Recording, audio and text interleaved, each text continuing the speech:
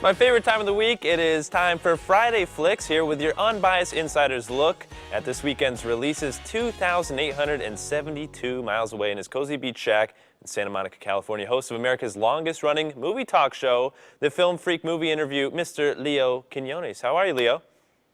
Fantastic, Ryan. It's great to be back with you. This is my favorite part of the week, too, talking about movies. That's what it's all about, and we have some big movies. Well, I don't really know about that this weekend. First off, we have the SpongeBob movie. Is it worth seeing? I mean, how many episodes of SpongeBob are there? Why do we need a movie? Well, that's a great question because SpongeBob has a built-in audience, but SpongeBob has got kind of a makeover this time around. If you think about this popular cartoon series, we're used to seeing it in 2D animation. But this time, not only is it 2D, you've got 3D, and you actually have CGI, computer-generated imagery, which means SpongeBob has a new look. And in the live-action end of it, Antonio Banderas plays a crazy pirate called Burger Beard. So he's really the only live-action guy, Ryan, and he's playing it for laughs. And you know what? People are liking these new textures to SpongeBob. Do you think the performance by Antonio, will this boost his IMDb score? Probably going to be the #1 film. So if you're talking about grossing, yes. But here's a little tip for everyone watching right now. SpongeBob is just as good in 2D. So if you got a family of 4, you'd probably save $12, $15 by 2D, and no one's going to know the difference. So stay home and check it out. No, just you don't have to spend extra for the 3D. Oh, okay. 2D okay. is fine. So you can splurge on extra popcorn and goobers. Next up, we have Seventh Son. What's that all about? Well, Seventh Son is a fantasy film, but it's got locked into a really good cast. You're talking about Jeff Bridges here, an Oscar winner, and he plays this guy, this weird Master Gregory. He's a knight, one of those all-knowing knights. He's got to teach his young protege, Ben Barnes, how to overcome evil. And in this film, Ryan, The Seventh Son, the evil is in the shape of Julianne Moore. Now, Julianne Moore, she's a sorceress. She's very evil, and she conjures up all these spirits, spells, dragons, and fire, everything. So it's one of those classic battles of good and evil, but it's really not doing anything.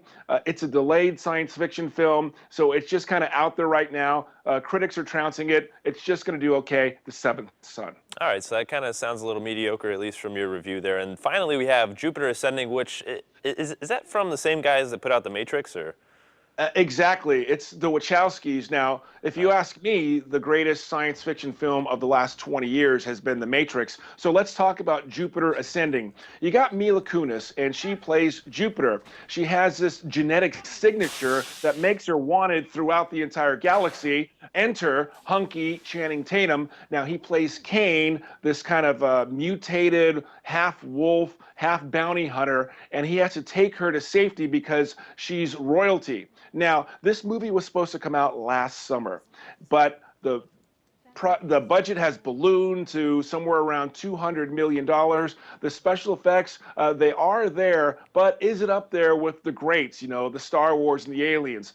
Not by a long shot. I think this is good science fiction, even though it's getting beat to crap by the critics. I still think people will enjoy it, regular folks. You know, critics can never be pleased. It's an okay film, and just so you know, ladies, Channing Tatum does go about 40 minutes in the film without a shirt.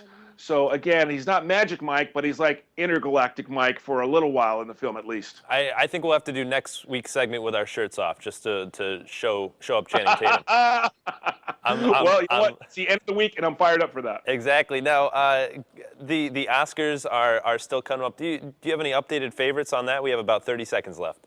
Well, you know, I'm always going to go to Michael Keaton in Birdman, but Eddie Redmayne, who played Stephen Hawking in The Theory of Everything, is a tough force to beat. So we're going to have to see. And Boyhood might creep in there, but you know what? I'm pulling for Birdman all the way, Ryan. All right. I've heard great reviews, and of course, you've been raving about it every single week. And American Sniper, I finally got around to seeing that. It was a great flick. Now, we want to make sure that you guys connect with Leo on Twitter. It's @MovieInterview, right, Leo? That's right, at Movie Interview. Tweet me and ask me any questions you want, and we might even answer them right here on the show. All right, very good, Leo. Thanks again for being on. We'll see you next week, and keep your shirt on. And now we're going to send things over to Teresa in the kitchen.